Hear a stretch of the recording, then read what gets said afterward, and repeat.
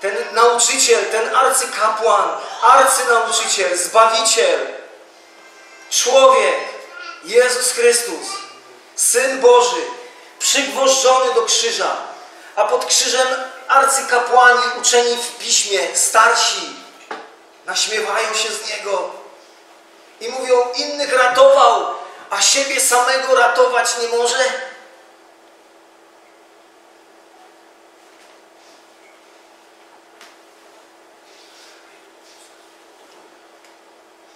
Zobaczcie, co jest w następnym wersecie. Zaufał Bogu, niech On teraz go wybawi. Jeśli ma w nim upodobanie, wszak powiedział, jestem Synem Bożym. Pytanie jest, czy Jezus zaufał Bogu? Nawet arcykapłani, nawet uczeni w piśmie, ci, którzy się z Niego naśmiewali, zauważyli to i zostało to odnotowane w tym, co powiedzieli. Powiedzieli, zaufał Bogu, niech On teraz go wybawi. I mamy Jezusa, który wisi na krzyżu i umiera, i cierpi. I ufa Ojcu. I umiera. I umiera. I umiera. Mijają 3 godziny, ciemność zapadła na cały świat. Jezus może pomyślał, że już ma problem ze wzrokiem. I nagle Jezus woła, Boże mój, czemuś mnie opuścił?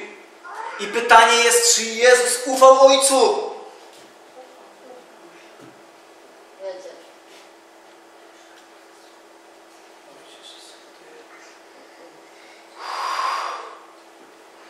Nie wyobrażam sobie gorszych okoliczności. Tortury cielesne, rak, czy jakiś ból w porównaniu z tym, co Jezus tam na krzyżu ma, to jest pikuś. Te Twoje problemy z tym, że Cię ktoś obgaduje, że ktoś Cię nie szanuje, że może nie masz pracy, a może Cię ktoś nie rozumie, w porównaniu z tym, co tam ma Jezus, to jest pikuś. Pytanie jest, nie w jakich okolicznościach jesteś. Pytanie jest, nie co się dzieje teraz z Tobą, tu w tej chwili, w tych okolicznościach, w tej sytuacji. Pytanie jest, gdzie jest Twoje serce? Pytanie jest, gdzie jest Twoja wiara? Pytanie jest, gdzie jest Twoje zaufanie do Boga? Pytanie jest, nie gdzie jest Twój Bóg, bo Bóg jest, ale gdzie Ty jesteś? Jaką masz postawę, jakie masz nastawienie? To jest pytanie. Jezus dochodzi do granic. Dochodzi do granic wszystkiego, co tylko jest możliwe dla człowieka. Boże mój, czemuś mnie opuścił? I gdyby tu był koniec, to pomyślałbym, że zgasło jej zaufanie razem z Jezusem. Ale póki Jezus jeszcze żył, za chwilę zawołał, wykonało się. Za chwilę zawołał, Ojcze, w ręce Twoje oddaję ducha mego. Czy to nie jest dowód, że Jezus ufał? Jezus ufał do końca. Jego zaufanie nie miało, jak to powiedzieć, nie było uzależnione, uwarunkowane od bólu, od cierpienia, od choroby, od sińców, od ran, od sytuacji. On ufał. I znowu przychodzi mi z pomocą psalm. Psalm 22. I chciałbym, żebyście posłuchali tego psalmu, bo to jest psalm, modlitwa, którą Jezus się modlił tam na krzyżu wisząc. Nadprzyrodzone jest to, że ten psalm napisał Dawid 1000 lat wcześniej. To jest nadprzyrodzone w tym wszystkim. To jest w jednej księdze, tak, ale to zostało napisane o wiele wcześniej, zanim się to w ogóle wydarzyło z Jezusem. Czytamy tak. Boże mój, czemuś mnie opuścił? Czemuś tak daleki od wybawienia mego, od słów krzyku mojego? Boże mój, wołam co dnia, a nie odpowiadasz, i w nocy, a nie ma spokoju. A przecież Ty jesteś święty, przebywasz w chwałach Izraela. Tobie ufali ojcowie nasi, ufali i wybawiłeś ich. Do Ciebie wołali i ratowałeś ich. Tobie zaufali i nie zawiedli się. Ale ja jestem robakiem, nie człowiekiem, hańbą ludzi i wzgardą pospólstwa. Wszyscy, którzy mnie widzą, szydzą ze mnie. Wykrzywiają wargi, potrząsają głową. Zaufał Panu, niechże go ratuje. Niech go wybawi, skoro go miłuje. Tyś mnie wydobył z łona, uczyniłeś mnie bezpiecznym u piersi matki mojej. Na Ciebie byłem zdany od urodzenia. Ty byłeś Bogiem moim od łona matki mojej. Nie oddalaj się ode mnie, bo niedola bliska, bo nie ma nikogo, kto by pomógł. Otoczyło mnie mnóstwo cielców, obległy mnie byki Baszanu. Rozwarły na mnie swą paszczę, jak lew, co szarpie i ryczy.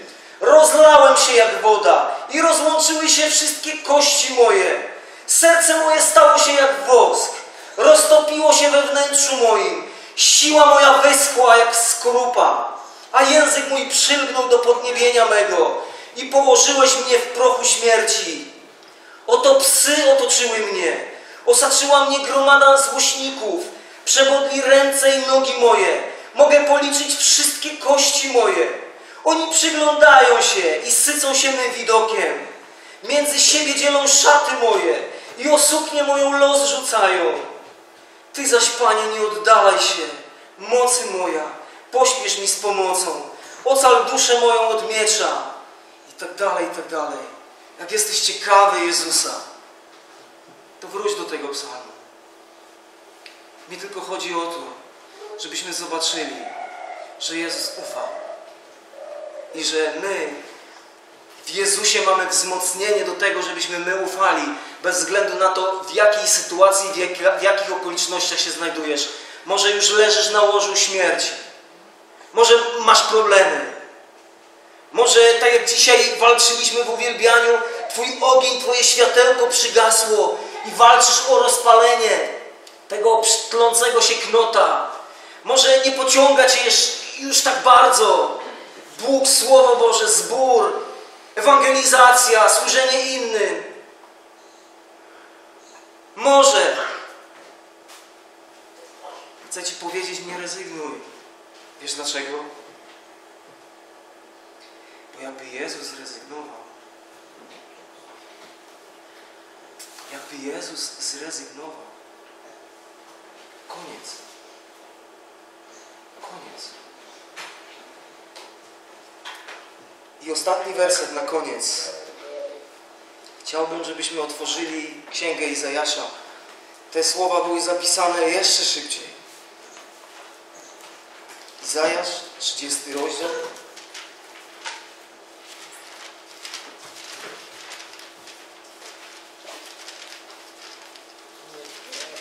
Izajasz, 30 rozdział, 15 werset mówi tak. Gdyż tak mówi Wszechmocny Pan, Święty Izraelski. Już nie ma większego autorytetu. Nie ma już wyżej, na kogo się powołać. Na czyje słowa. Tak mówi Wszechmocny Pan, Święty Izraelski. Słuchajcie, co On mówi. Jeżeli się nawrócicie i zachowacie spokój, będziecie zbawieni, w ciszy i zaufaniu będzie wasza moc. Jeśli ktoś myśli, że zbawienie to modlitwa grzesznika na ewangelizacji, albo że chrzest wodny, albo że chrzest w Duchu Świętym, albo zapisanie się do jakiegoś kościoła, to jest zbawienie, albo te wszystkie rzeczy naraz. Jeśli ktoś tak myśli, niech myśli. To słowo mi mówi tak. Jeżeli się nawrócę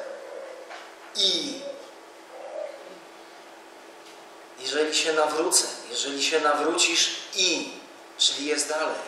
Jest coś więcej. Jest coś więcej. Jest coś więcej. Pamiętacie młodzieńca, który przyszedł do Jezusa i mówi: Panie, co mam zrobić, żeby wejść do królestwa? Jezus mówi, a znasz przykazania? Panie, od dzieciństwa, od młodości je przestrzegam.